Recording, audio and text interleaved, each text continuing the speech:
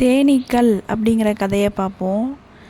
ஒரு வீட்டுக்கு பக்கத்தில் உள்ள தென்னை மரத்தில் ஒரு தேனீ கூட்டம் இருந்துச்சாம். அந்த தேனீ கூட்டம் இருக்கிறதே அங்கே யாருக்குமே தெரியவே இல்லையா. ஒரு நாள் தென்னை மரத்தில் தேங்காய் பறிக்கிறப்ப தான் அதில் தேனீ கூட்டம் இருந்ததே தெரிஞ்சிச்சான். தேங்காய் பறித்தவரை நல்லா கொட்டிடுச்சான்.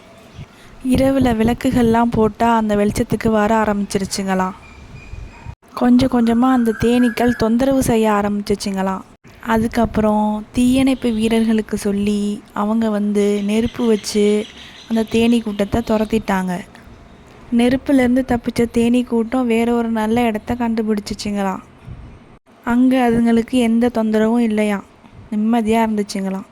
காடுகளை அழிக்கிறதுனாலையும் சாலையோரமாக உள்ள மரங்களை அழிக்கிறதுனாலையும் புவி வெப்பமயமாதல் காரணமாகவும் காடுகள் மலைகளில் உள்ள தேனீக்கள்லாம் சமவெளிக்கு மக்களை தொந்தரவு செய்கிறது அப்படிங்கிறது நமக்கு வரப்போகிற ஆபத்தை உணர்த்துகிற மாதிரி இருக்குது.